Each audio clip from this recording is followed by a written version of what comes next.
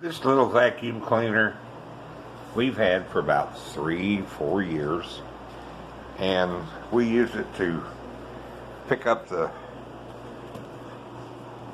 kitty cats' crunchies when they spill them on the floor. Just general things in the kitchen floor, that you can suck it up with. And it's been a great little vacuum cleaner, let me tell you. Getting kitty litter when they knock it out of the box. But what's happened was that when you would use it and then when you'd shut it off, everything that you sucked up in here would fall back out. So stick around and I'll show you what happens.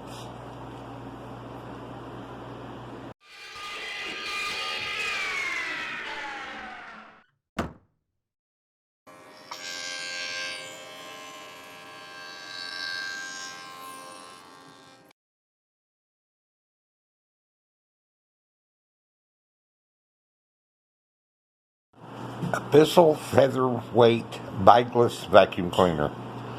Like I said, we've had this 3 or 4 years, and it has been a great little vacuum cleaner. And no, I'm not being compensated by Bissell or anything like that. I'm just telling it like it is. But it's been a handy little booger because you can disconnect the cord from the handle up here and activate this. Well, anyway, it's supposed to come off. Okay. Anyway, take the handle off of it, snap that back down, and of course then you can use it like or those that came out that look like this similar dust buster, something like that. But anyway, what would happen is that when you would suck stuff up in here, then when you turned it off, and of course you had it pointed down, everything that you sucked up in there would fall back out. So the deal behind that is that inside here is supposed to be a little rubber flap, and of course it wore out. And this is what the little rubber flap looked like. And of course that one ripped completely off. This one ripped right there. So basically what that does, when the vacuum cleaner goes off, that closes to block the passageway. When you turn the vacuum cleaner on, then the suction of the vacuum then opens it up so it can trap the goodies down in there. So what we're going to do is we're going to take a piece of inner tube and try to make one of these. Alright, focus, you little booger. But anyway, we're going to make one of these and then try it out and see if it works. Be right back.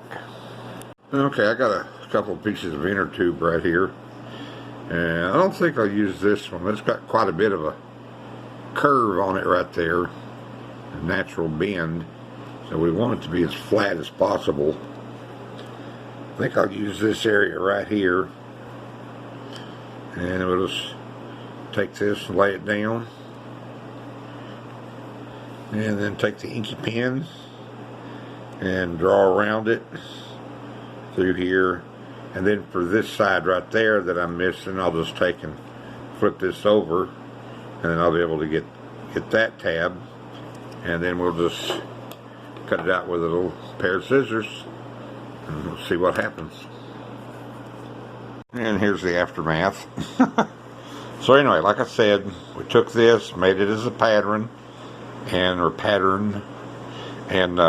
traced it out around the inner tube, and we cut it out with the scissors, and this is what I come up with.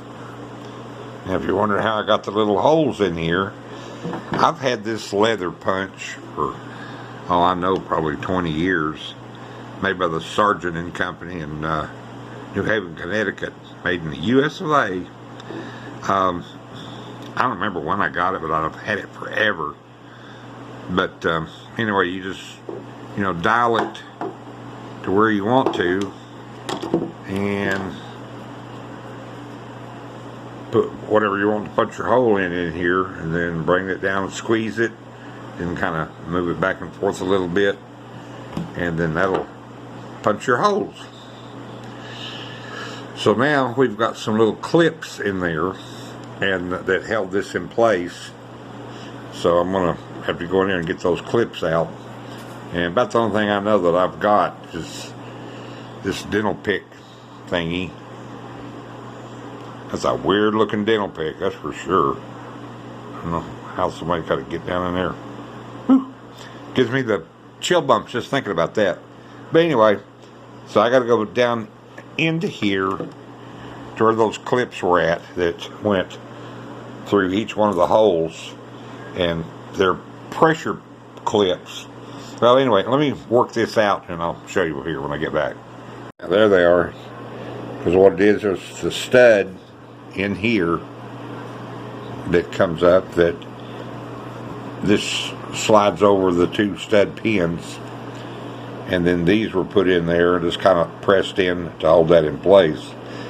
And I've dealt with these before in the past, and when you go in there, you just hook under that, pull up a little bit, then go to the next one, hook under it, pull up a little bit, you know, then work your way around.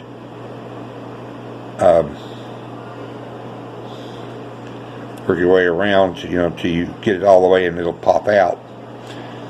Now get it back in, I'm going to have to find a real long pair of needle nose pliers to do that. But anyway, so now we can put this down in there. So let me get it lined up with the holes here and I'll bring you back so you can see it better.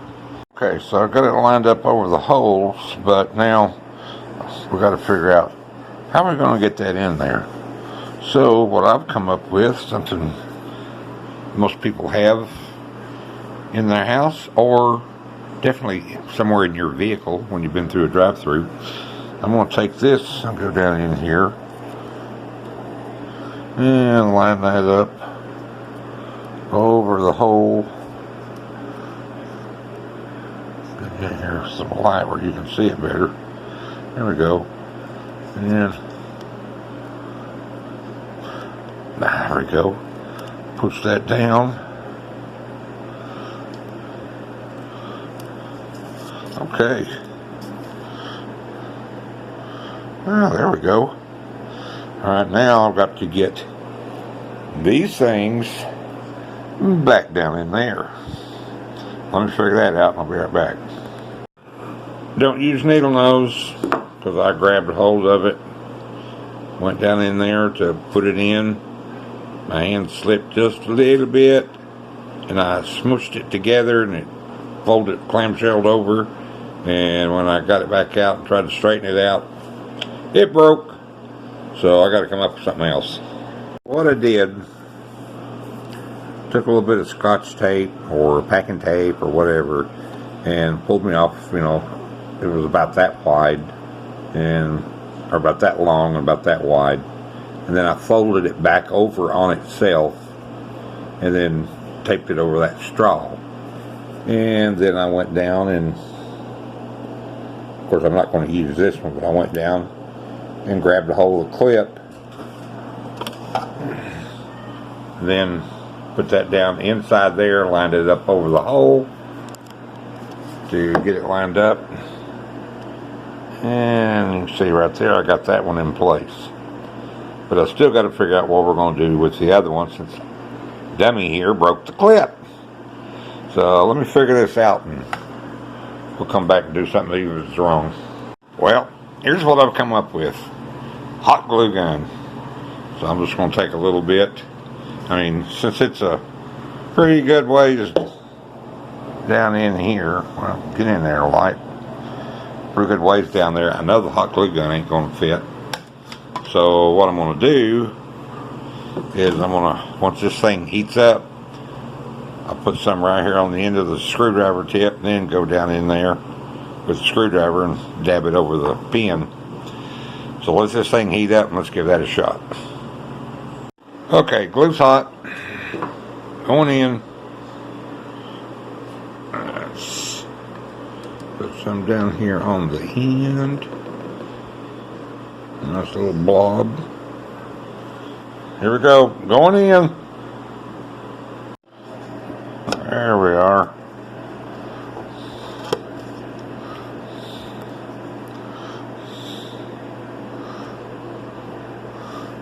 I don't know, it just might work. We'll put it together and find out. What do you think? Okay. What do you say? Let's make a little mess here. She'll tell my wife I'm doing this. She'll get mad for me wasting kitty food. But we gotta test it, find out, and see if it works. Okay, here we go.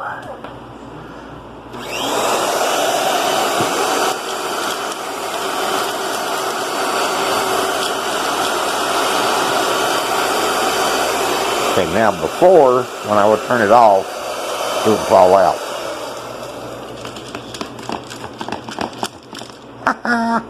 We got it fixed.